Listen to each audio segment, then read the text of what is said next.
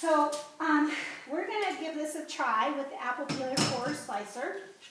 But I like to have a backup plan with my simple slicer because it doesn't always work with the pears. Because the pears could have soft cores inside, and we could end up just drilling a hole with it. But when it works and they are firm enough, they're lovely. I always tell people your apple peeler core slicer comes with a clutch. And you're going to want to push in the clutch and bring the pear up to the cutting blade, right up to there. And then you're going to flip your peeler in place. So with the apple peeler core slicer, sometimes, you know, with the pears, I kind of like hand twist them, but it is peeling and coring and slicing all at once. So even if I have to manually give it a little twist there, it's still pretty fast if what you want to do is get the peel off the pear. And it just depends on what your family likes. Again, we like that texture. So as you can see, if your Hostess doesn't get a firm enough apple, you can drill a hole in the middle of it. So if that happens, then you just set that apple peeler core slicer aside and go back to your simple slicer, which works great. So maybe you just kind of settle on the fact that you are going to use the simple slicer. So we're just going to, again, cut those very, very carefully, and pears and apples can be slippery. So I'm just going to kind of finish here. Again, you snap, pull, and perfection. So, so easy. So anyhow, we are going to talk a little bit about how to tell if an apple or a pear is ripe, and if you're going to get that mushy core or not. So I have a couple apples here, and I am just going to kind of come forward to the camera just a little bit, and I'm going to show you a fully open blossom.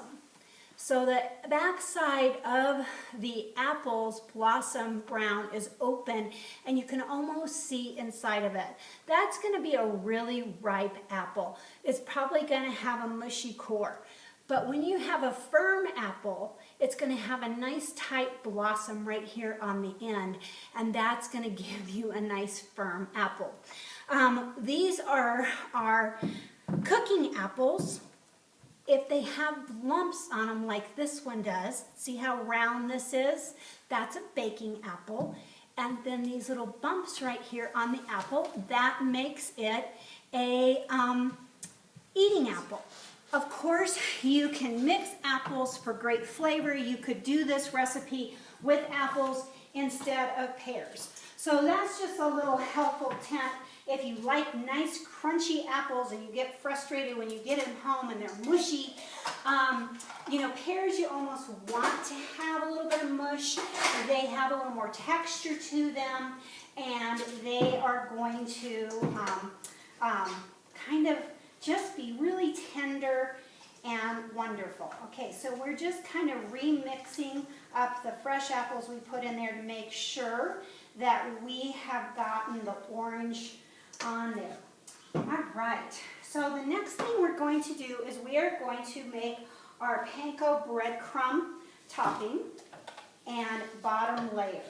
And this is going to use a tablespoon of cinnamon or pumpkin pie spice, 2 cups of panko breadcrumbs, and 1 cup of sugar. And we are just going to stir that up right here in our large 4-cup measuring bowl. All right, so we're just mixing our sugar, our cinnamon, and our breadcrumbs. And this, I found years ago that the back side of the little mini mixer does a great job of lifting and getting down to the bottom of the cups. So things that are I mean, you can just see it kind of like works like magic there on the edges, where it kind of lifts and separates and puts the sugar and everything gets mixed up. Who knew that that was a tool too? And it works great. I'm just going to kind of go around the edges, almost mixed up here. And I think we're there. I'm going to look on the edges and see if I see any white sugar. Oh, there's a little bit down there. All right, now that's all mixed. Okay, we're going to set that aside. And we're going to get our pie crust going here. I'm just going to open that end of it. I've already pre-done the top layer so that this will go really fast and easy. And we are just going to unroll this. And because it's a fairly new stone and I have only used it a couple of times, I'm going to go ahead and put a little flour down on this stone. Or you could use a little coconut oil or whatever you wanted. And we're just going to kind of swirl that around right here. And then I'm going to lay out our crust and give it another little dusting of flour with the flour sugar shaker. And then I'm just going to kind of roll it out from the middle, going on all the edges so it gets nice and thin. We're going to have a layer of the breadcrumbs and cinnamon sugar next. So I'm just pushing it to the edge. Oh, so easy with this dough and pizza roller. Just going to kind of work it. And that's where this little edge kind of goes up towards the side right here. And I want it to be a little bit bigger on the bottom than the top. So it looks like this. Okay, we're going to use half of our breadcrumbs and cinnamon sugar mixture. So that would be a cup and a half. And we are just going to kind of swirl this evenly on the bottom. And that's going to soak up all that extra orange and pear juice that is in our tart. So here's our little breadcrumb and cinnamon sugar mixture. And then we've got our cup and a half left for the top. And then we are going to just spoon in our sliced pears. And you kind of want an even layer. So it's not like a pie, it's a tart. So we just are going to have these thin layers of pears kind of in a flat. You're going to see how big this stone is. This is going to feed a crowd tonight at church. So, all right, we have got the pears out, and I'm just going to go back in and kind of fill in any place that has a little hole right in here. Okay.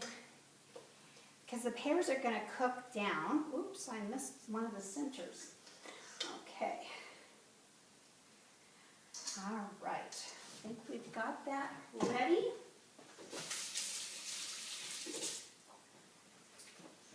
So here's our layer of pears.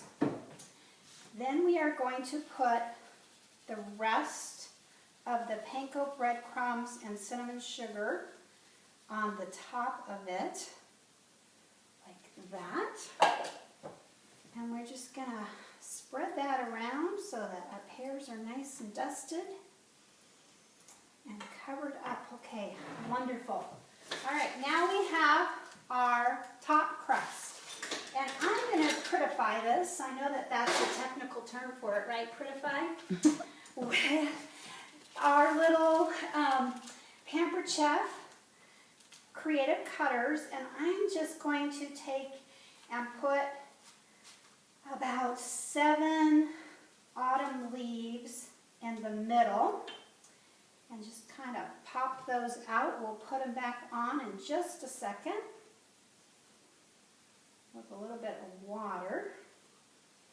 Anyhow, we pop those out there. And then I'm just simply going to flip over the parchment paper onto the tart, and then I'm just going to start bringing that larger bottom crust in and kind of pinching the edges together. And it's not going to be perfect because it's a tart that you're going to cut. It's more rustic, but anyhow, it's just going to be so pretty. We're just going to kind of bring that up on the edges here.